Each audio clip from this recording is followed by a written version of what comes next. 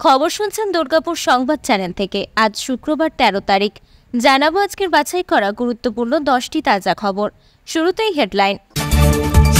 Supreme কোর্টে বিষয়টি বিচারাধীন, লাইভ স্ট্রিমিং সম্ভব নয়। অপেক্ষা করে সাংবাদিক বৈঠক করলেন মুখ্যমন্ত্রী। পুরোটাই মমতা বন্দ্যোপাধ্যায়ের নাটক, জুনিয়র চিকিৎসকদের সঙ্গে বৈঠক না হওয়ায় কটাক্ষ শুভেন্দুর। পদত্যাগ করতে রাজি, ওরা বিচার চায় না, চেয়ার চায়। আমি তিলোত্তমার বিচার চাই, নবান্নে বললেন মমতা। চেয়ারের জন্য কোনো আলোচনা করতে আসেনি, অবস্থান চলবে, স্পষ্ট করলেন চিকিৎসকরা। আরজিকর কাণ্ডে ফের ইডি তল্লাশি শহরে, সন্দীপ ঘোষ ঘনিষ্ঠ 2 ব্যক্তির বাড়িতে অভিযান তদন্তকারীদের। পদত্যাগপত্র জমা দিলেন জহর সরকার। তৃণমূল বিধায়ক সুদীপ্ত রায়ের বাড়িতে কি পেল সিবিআই? সন্দীপ ঘোষ সম্পর্কে কিছু বললেন না তিনি। মনমোহনের ইফতারে যান তৎকালীন প্রধান বিচারপতি। মোদি চন্দ্রচূড় বিতর্কে বিজেপির তোপ। প্রিয় দর্শক, আজকের খবরগুলি অনেক গুরুত্বপূর্ণ, তাই খবরগুলি সম্পূর্ণ শুনবেন। আসছি বিস্তারিত খবরে। লাইভ স্ট্রিমিং নিয়ে দীর্ঘ টালবাহানার পর জুনিয়র চিকিৎসকদের সঙ্গে বৈঠক না হওয়ায় মুখ্যমন্ত্রী মমতা বন্দ্যোপাধ্যায়কে তীব্র কটাক্ষ করলেন পশ্চিমবঙ্গের বিরোধী দলনেতা শুভেন্দু অধিকারী। টুইট করে পুরোটাই মমতা বন্দ্যোপাধ্যায়ের নাটক বলে দাবি করলেন তিনি।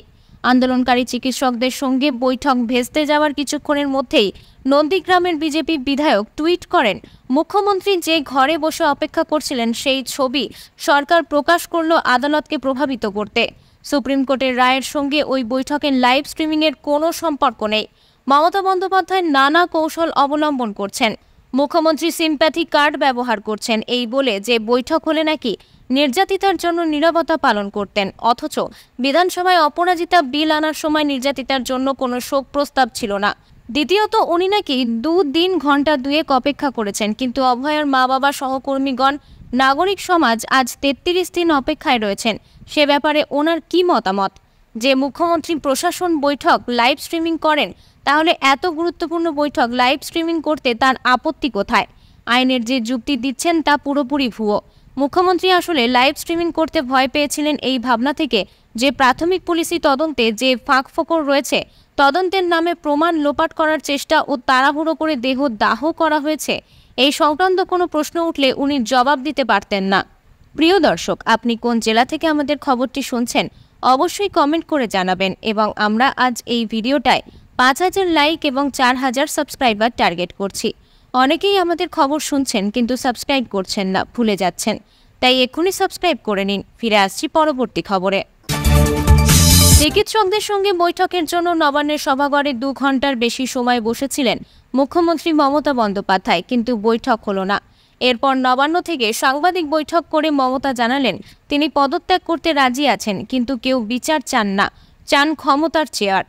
আরজিকর কাণ্ডের প্রতিবাদে গত মঙ্গলবার থেকে স্বাস্থ্য ভবনের সামনে ধর্নায় বসেছেন জুনিয়র চিকিৎসকরা। এর আগে পরপর 2 দিন তাদের সঙ্গে বৈঠকে বসতে চেয়েছিলেন মুখ্যমন্ত্রী।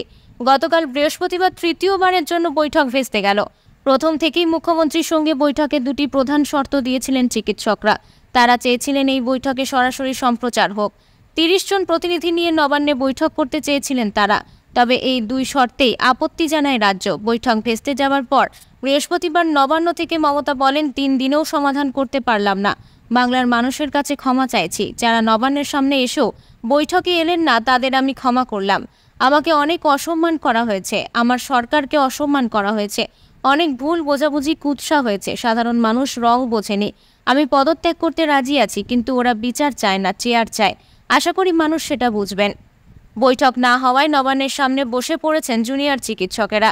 মমতা জানান অনেকেই বৈঠকে আগ্রহী ছিলেন, কিন্তু বাইরে থেকে সমঝোতা না করার নির্দেশ এসেছে। বলেন অনেকে বৈঠক করতে আগ্রহী ছিলেন, কিন্তু বাইরে থেকে নির্দেশ আসছিল, 2-3 জন রাজি হননি। আমি মানুষের কাছে ক্ষমা চাইছি, ডাক্তারদের অনুরোধ করছি কাজে ফিরুন। নবান্নের বৈঠক থেকে মমতা সুপ্রিম কোর্টের নির্দেশের প্রসঙ্গও তোলেন। বলেন, সুপ্রিম কোর্টের নির্দেশ অনুযায়ী সময় পেরিয়ে গিয়েছে। আমি যতদূর জানি সুপ্রিম কোর্ট বলেছে রাজ্য পদক্ষেপ করলে তারা বাধা দেবে না, কিন্তু আমি কিছু করব না। বহু মানুষ চিকিৎসা পাচ্ছেন না। ইতিমধ্যে 27 জনের মৃত্যু হয়েছে, 7 লক্ষ মানুষ বঞ্চিত হয়েছেন। আমার হৃদয় কাঁদছে, ওরা ছোট, আমি ওদের ক্ষমা করছি। বাংলার মানুষের কাছে আমি ক্ষমা চাইছি। 3 দিন চেষ্টা করেও সমাধান করতে পারলাম না। মুখ্যমন্ত্রী জানিয়েছেন এরপরও যদি জুনিয়র ডাক্তারেরা বৈঠক করতে চান তবে মুখ্য সচিব এবং নবান্নের অন্যান্য আধিকারিক যেন বৈঠক করেন। এবং তাদের বক্তব্য শোনেন, তবে তিনি আপাতত আর আলোচনায় থাকছেন না। মমতার মন্তব্য প্রসঙ্গে শুভেন্দু অধিকারী বলেন, আদালতকে প্রভাবিত করতেই নবান্নের সভাঘরের ছবি সরকার প্রকাশ করেছে। বৈঠকের সরাসরি সম্প্রচারের সঙ্গে সুপ্রিম কোর্টের শুনানির কোনো সম্পর্ক নেই।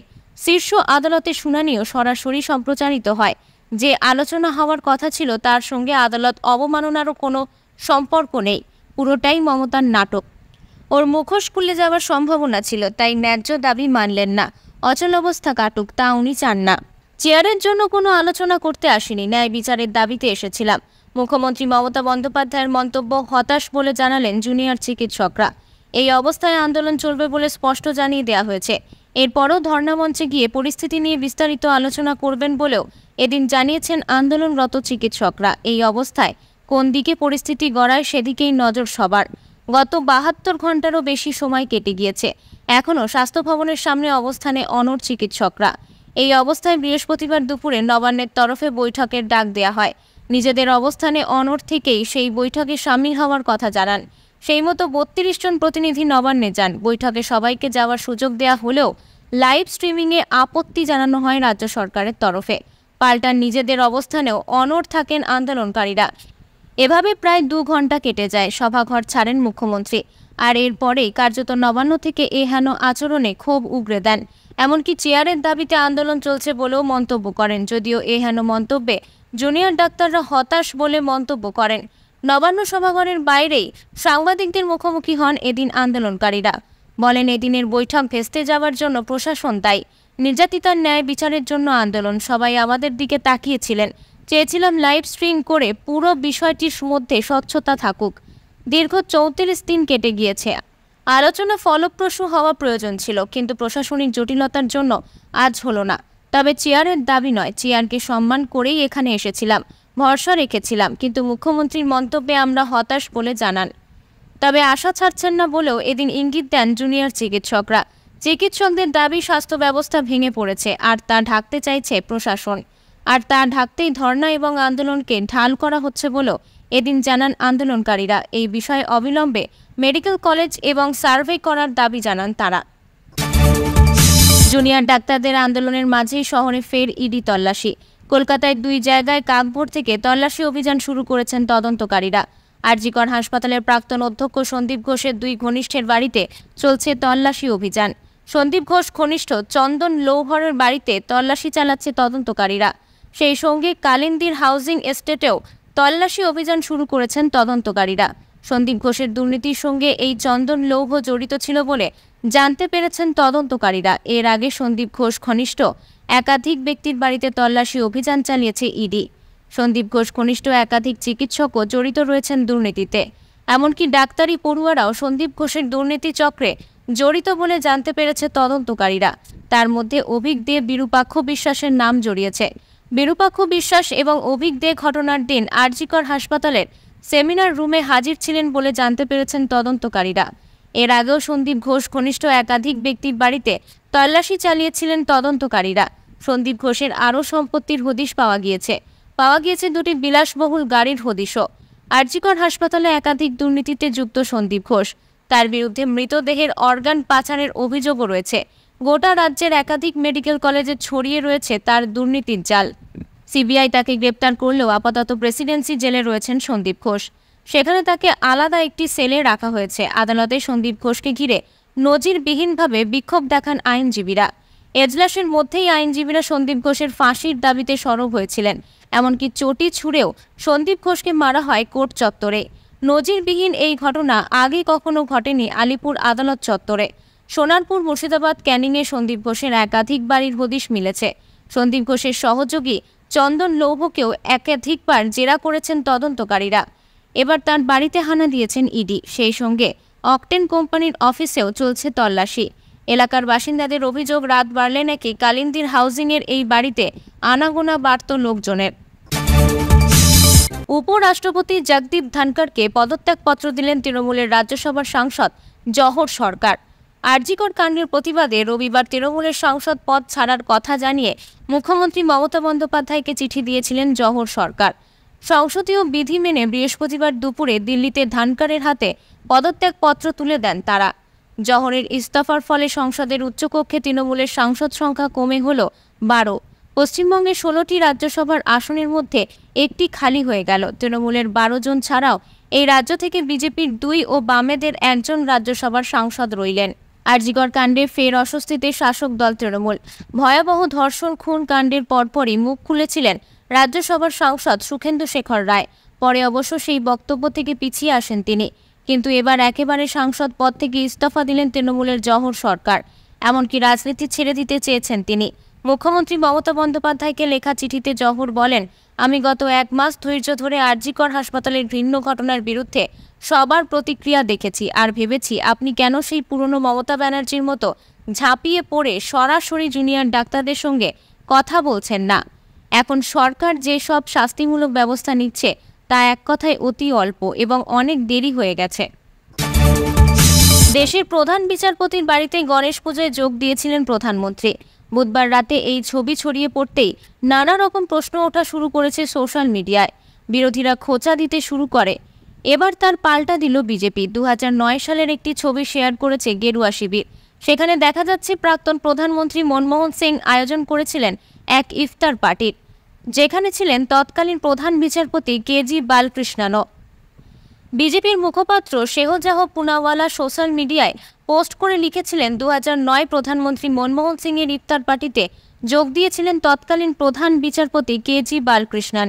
এটাই সেকুলার, ন্যায় ব্যবস্থা নিরাপদে আছে। আর প্রধানমন্ত্রী মোদী প্রধান বিচারপতির বাড়িতে গণেশ পুজোয় যোগ দিলেই হে ঈশ্বর, ন্যায় ব্যবস্থার সঙ্গে আপোষ হয়েছে। প্রসঙ্গত, বিজেপি যে ছবি শেয়ার করেছে তাতে দেখা যাচ্ছে বিজেপি নেতা লালকৃষ্ণ আডবাণী, সিপিএম নেতা সীতারাম ইয়েচুরি ও আরজেডির লালু প্রসাদ যাদব। উল্লেখ্য, বুধবার সন্ধে প্রধান বিচারপতি DY চন্দ্রচূড়ের বাড়িতে গণেশ পুজোয় যোগ দেন প্রধানমন্ত্রী নরেন্দ্র মোদী। এদিন ভিডিওতে দেখা যাচ্ছে প্রধানমন্ত্রীকে স্বাগত জানাতে হাজির ছিলেন সস্ত্রীক বিচারপতি চন্দ্রচূড়। তারপর একসঙ্গে প্রধান বিচারপতি চন্দ্রচূড়, তার স্ত্রী কল্পনা দাস এবং প্রধানমন্ত্রী নরেন্দ্র মোদীকে সিদ্ধিদাতার আরতিও করতে দেখা যায়। যদিও এরপর বেশিক্ষণ প্রধান বিচারপতির বাড়িতে থাকেননি মোদী। সৌজন্য সাক্ষাৎ সেরে বেরিয়ে যান বলেই খবর। এরপরই শুরু হয় বিতর্ক। শিবসেনার উদ্ভব শিবিরের নেতা সঞ্জয় রাউত বলছেন, এই ধরনের সাক্ষাৎ সংশয় তৈরি করেছে। তার সাফ কথা, শিবসেনার প্রতীক সংক্রান্ত যে মামলা প্রধান বিচারপতির বেঞ্চ চলছে সেটা থেকে তার নিজেকে সরিয়ে নেওয়া উচিত। তার সাফ কথা, বিচারপতির সঙ্গে বিজেপির যোগাযোগ প্রকাশ্যেই দৃশ্যমান। প্রধান বিচারপতির এসব থেকে বিরত থাকা উচিত। আরজেডি নেতা মনোজ ঝাও বলছেন, গণেশ পুজো তো ব্যক্তিগত বিষয়, সেখানে এভাবে ক্যামেরা নিয়ে গিয়ে যে ছবি প্রকাশ করেছে সেটা অস্বস্তিকর বার্তা দেয়। এতক্ষণ খবর শুনছিলেন দুর্গাপুর সংবাদ চ্যানেল থেকে। খবর আজকের মতন এই পর্যন্তই। ধন্যবাদ।